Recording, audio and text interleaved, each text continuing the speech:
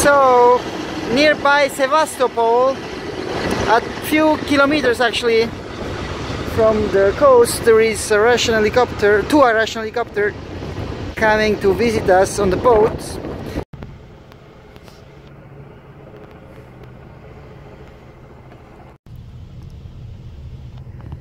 So here nearby the coast with the Russian occupied territory of Crimea, which is about 20 kilometers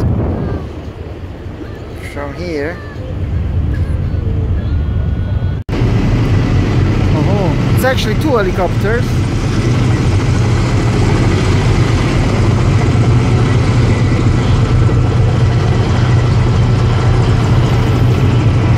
They're quite intimidating. Sevastopol, it's just 30 kilometers